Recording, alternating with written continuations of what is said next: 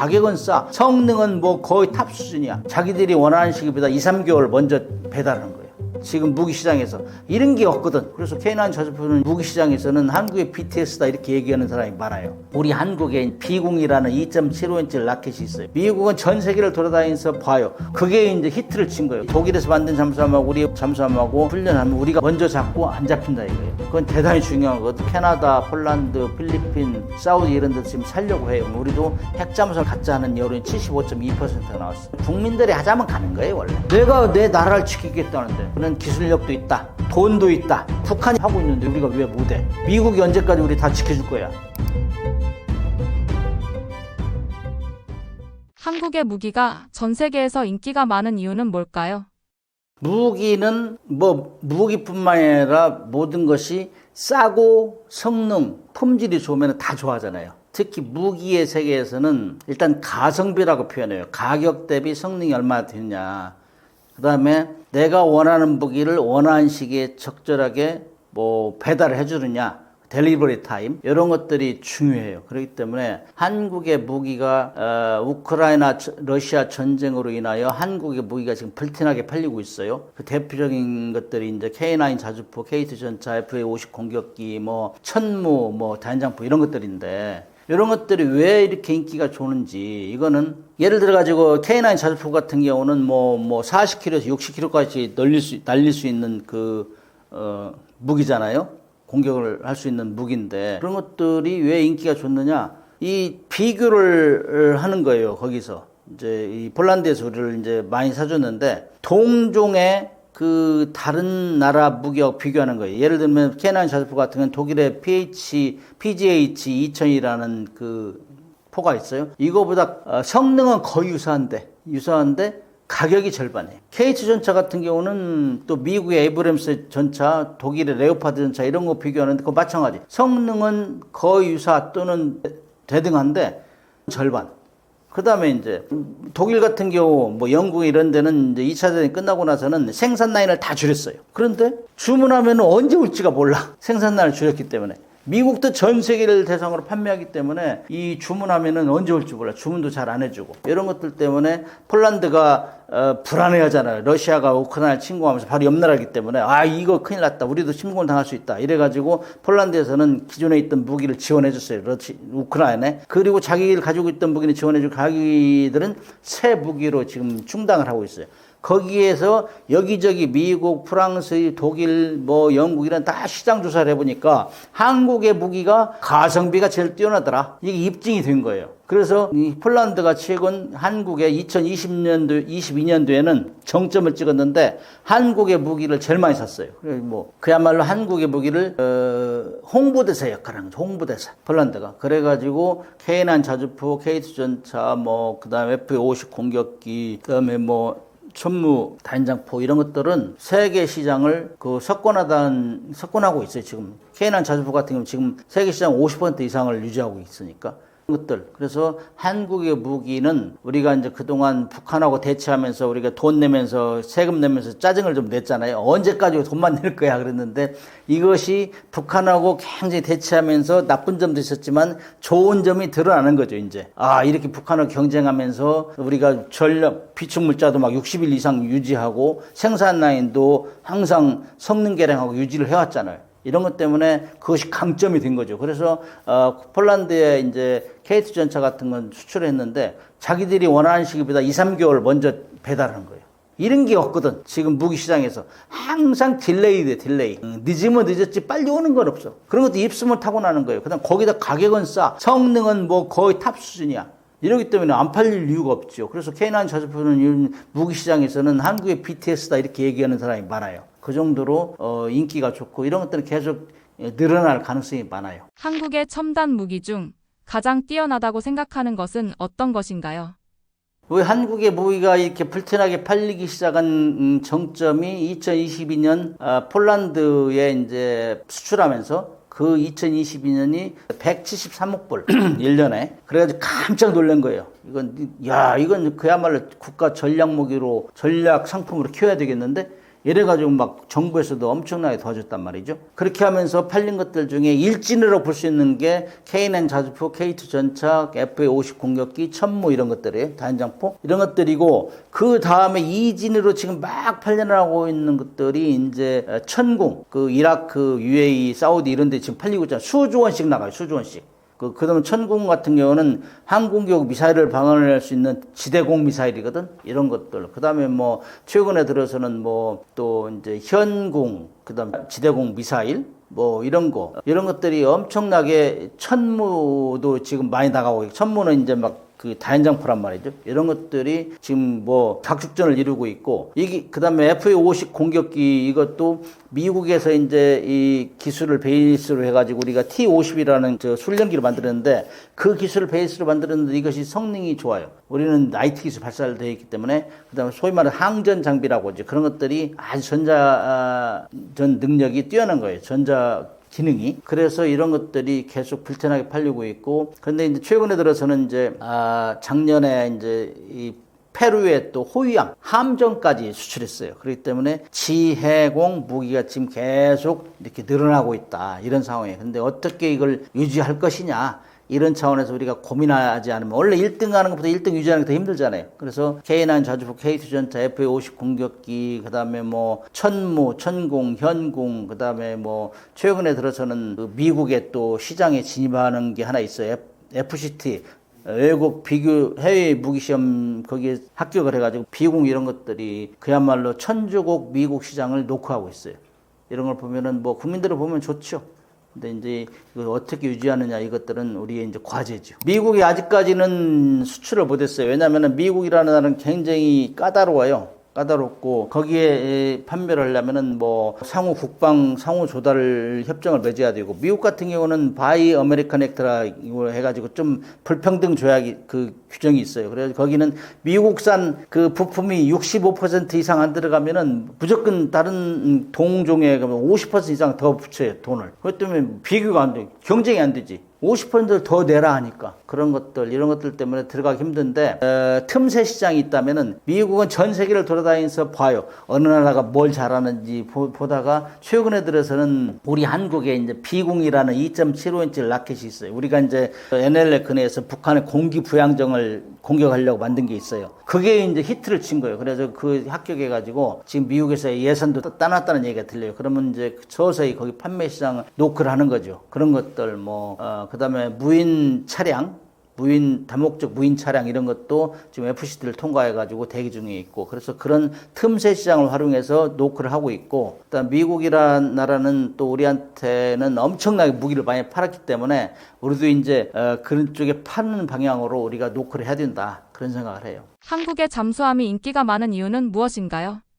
한국은 1990년도부터 독일에서 1200톤짜리, 1800톤짜리 를 원자재를 수입하다가 우리가 하나오션하고 현대중공업 조립 생산했어요.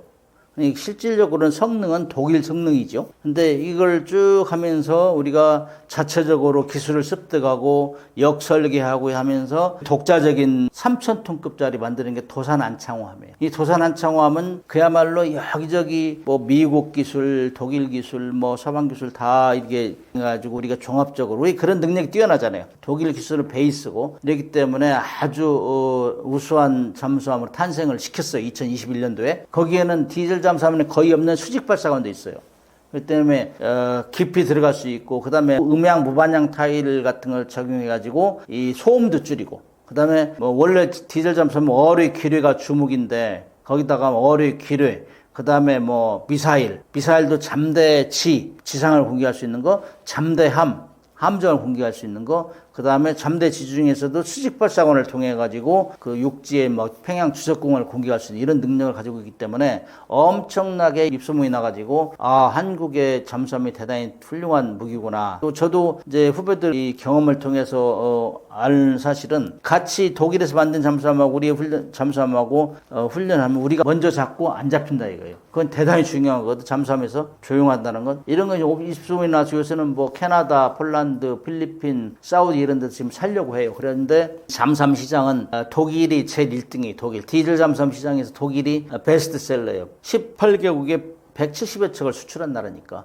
뭐 누구 따라갈 수가 없어요. 그 다음에 2등이 이제 프랑스 DCN이라는 회사인데 이 회사 나발 회사인가 그 회사가 2등이고 그 다음에 이제 이 러시아나 중국 우리 뭐 몇 나라가 이제 수출을 하는데 우리도 2012년도에 인도네시아 수출을 했는데 후속으로 수출에 이어지지 않고 있어요. 그러나 이제 최근에 들어서 전 세계에 있는 국가에서 잠수함을 살려는 나라 늘어나기 때문에 우리가 지금 많은 기대를 가지고 있죠. 근데 이제 올해 말이나 캐나다나 폴란드 같은 올해 말이나 구체적으로 협상이 진행되지 않을까 이렇게 조심스럽게 예측을 합니다. 한국이 핵 잠수함을 가질 수 있는 가능성은 얼마나 되나요? 디젤 잠수함이 2차 세단까지 디젤 잠수함이 맹활약하면서 잠수함은 가성비가 뛰어난 해군의 무기다. 왜냐면은 엄청난 그 큰 해군에 대해서 예를 들면 독일 같은 경우는 영국보다 해군력 8대2 정도 열세했는데 영국을 거의 대등하게 이제 무찌른 그것이 주력 세력이 잠수함이기 때문에 그런데 그렇게 2차 대전까지 잘 싸우면서 해전의 양상을 바꿨음에도 불구하고 그 2차 대전 말경에 거의 태평양 해전하고 그다음 대서양 해전에서 전사한 잠수함 승조자 5만 명 정도 돼요. 이 사람들이 유언하다시피 한 게 이제 수상 물 위에 안 올라가는 잠수함을 만들었으면 좋겠다. 올라가면은 잠수함 기술보다 잠수함을 공격하는 기술이 더 발달된 거예요. 항공기하고 막 항공모함 이런 것들이. 그래가지고 전사를 많이 당했어요. 대서양 전투에서 2차 대전 말경에 항공기에서 공격받은 디지트가 56%였어요. 그렇기 때문에 핵잠수함을 만들어 주시오. 이래가지고 유언하다시피 했는데 전쟁이 끝났어요. 독일하고 막 일본하고 경쟁하면서 핵잠수함 비슷한 걸 만들어내려고 노력하다가 막 불도 나고 막 그랬어요. 불도 나고 그랬는데 그 전쟁이 끝났다고 다 완성을 못하고. 그리고 전쟁이 끝나고 1954년도 45년도에 전쟁이 끝났으니까 1954년도니까 한 9년 정도 있다가 미국에서 원자력 추진 잠수함, 핵잠수함 다 같은 얘기예요. 우라늄을 사용해가지고 핵분열 시켜가지고 추진하기 때문에 물속에서 공기가 필요 없어요. 그냥 우라늄 그 원자로만 돌아가면 되니까. 그럴 때 무제한 작전이 가능해요. 승조원의 체력과 식량만 있어 무제한 작전이 가능한데 디젤 잠수함은 계속 충전해야 되니까 물 위에서 충전했다가 충전된 배터리를 물속에서는 가야 되니까 이런 단점을 해결한 거죠. 일시에. 그래서 2차 대전까지 그렇게 잘 싸웠던 디젤 잠수함을 다 없애버리고 지금 핵잠수함 운용한 나라가 미국, 프랑스, 영국이에요. 그러니까 얼마나 더 좋으면 그러겠어요. 그 강점이 있으니까 그래. 그래서 서로 이제 많은 나라에서 우리도 핵잠수함 가져야 되겠다. 우리도 원자력 잠수함 가져야 되겠다. 이렇게 노력을 하는데 거기에 핵잠수함에는 원자로가 들어가잖아요. 원자로에는 우라늄이 들어가잖아요. 우라늄은 핵무기의 원료잖아요. 핵무기 원료는 IAEA하고 NPT에서 계속 감시해요. 너 잠수함 만든다고 했는데 왜 잠수함 추진체로만 사용한다고 했는데 왜 지금 핵무기 만드는 거 아니야? 이렇게 서치를 한다고 감독을 한다고. 그렇기 때문에 정치적으로 굉장히 제한돼요. 그래서 많은 나라 가지려고 하나 지금 미국, 영국, 프랑스, 러시아, 중국, 인도 이 6개 공항을 가지고 있어요. 핵잠수함을. 근데 우리도 가지려고 하고 지금 북한도 가지려고 하고 호주, 브라질 이런 나라들 가지려고 하고 있어요. 그러나 이제 거기에 들어가는 게 우라늄이 있기 때문에 정치적으로 굉장히 어렵다. 그다음에 핵잠수함은 좀 또 비싸요. 돈이 많이 들어가고 또 기술적으로 난이도가 좀 높아요. 뭐 조그맣게 이 원자를 만들어 가지고 뭐 방사능 차폐 장치도 만들어야 되고 그다음에 뭐 연동 장치 이런 것들이 복잡하기 때문에 굉장히 기술적 고난도다. 그래서 만들기 어려운데 지금 북한이 막 그 핵잠수함 우리보다 먼저 만들려고 했어요. 잠수함은 우리보다 30년 먼저 만들었는데 그 핵잠수함도 또 먼저 만들려고 하고 있어요. 막 지금 뭐 김정은이가 그 뭐 2021년 8차 당대회 때도 1월 달에 핵잠수함 만들겠다 선언했다고. 이렇게 막 추진하고 있으니까 우리도 이제 만들어야 되겠다. 근데 핵잠수함 만들 수 있는 거는 원래 이제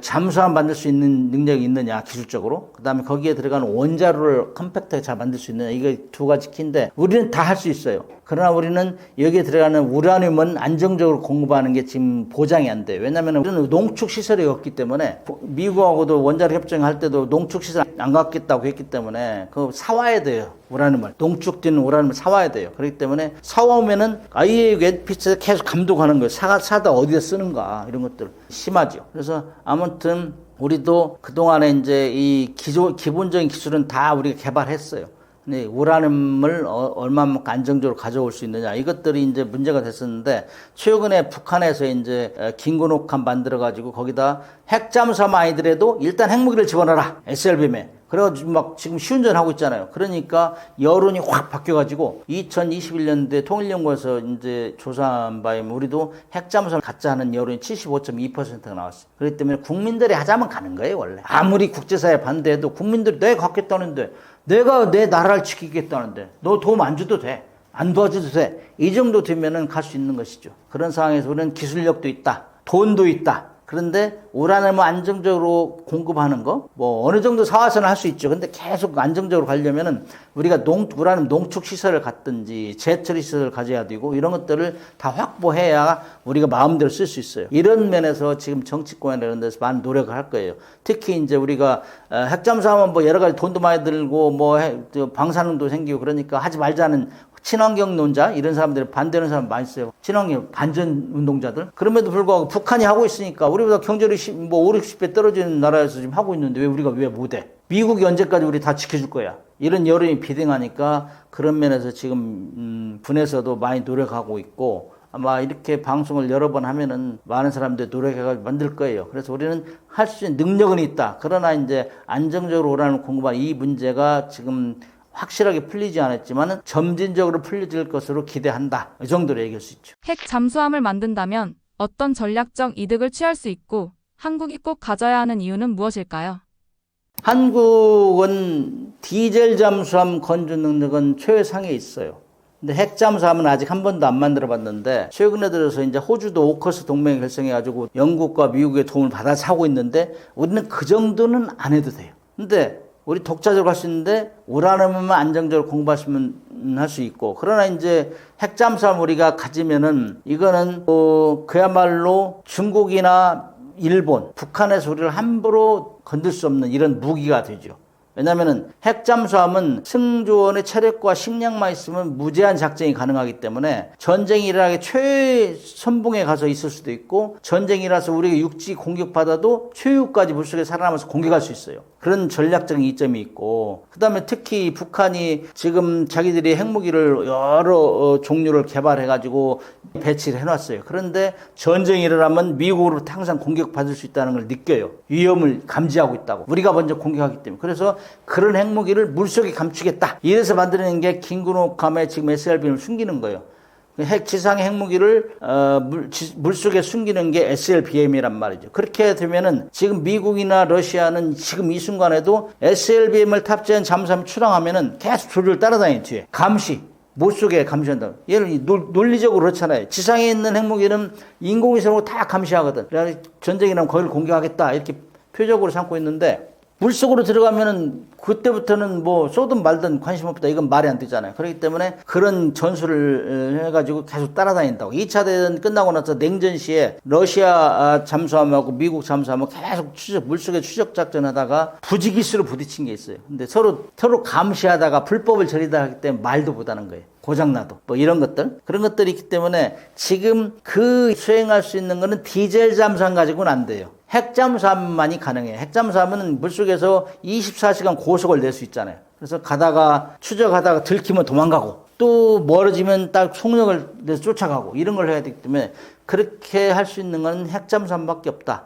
북한이 핵무기를 개발해서 물속에 숨겨가지고 미국과 우리를 계속 위협하고 있는데 그냥 그걸 방치할 것이냐, 미국의 핵잠수함이 많은 미국한테 해달라고 할 것이냐, 언제까지 우리가 미국한테 해달라고 할 거예요. 우리가 이제 경제력 10대 강국인데. 그래서 우리가 독자적으로 하려면은 우리도 핵추진 잠수함을 만들어야 된다. 이런 여전히 비등한 거고 기술도 있고 돈도 있고 그다음에 우리가 그동안은 북한 우위로 이제 이 군사력을 건설했는데 이제 북한은 핵무기 빼놓고 우리가 다 압도해요. 함부로 건들 수가 없어요. 넘볼 수가 없다고. 이 정도로 우리 컸기 때문에 결국에는 과거에 일본이나 중국이 우리를 어떻게 건드렸느냐. 미국이 없으면 미군이 철수하면은 반드시 그런 역사는 되풀이된다고 볼 수 있어요. 중국은 우리를 우습게 속국같이 생각하고 일본은 우리를 자기 노예같이 생각하는 게 일반적인 생각이었단 말이에요. 옛날에. 그렇기 때문에 그런 거를 피하려면은 자주국방을 해야 된다. 그래서 자주국방에 제일 중요한 우리 한국적인 환경에서 제일 가성비가 뛰어난 게 핵잠수함이다. 거기에 이제 핵무기를 실을지 안 실을지는 나중 일이고 일단 그 SLBM까지 개발했으니까 그 SLBM으로 뭐 북경을 공격할 수 있고 동경을 공격할 수 있잖아요. 그렇기 때문에 그런 면에서는 핵잠수함 갖는 것이 엄청나게 전략적으로 유용하다. 견제하고 나아가서는 대주변국을 견제하는데 가장 효과적인 무기가 핵잠수함이다. 그래서 빨리 우리가 개발해야 된다 이런 생각을 합니다.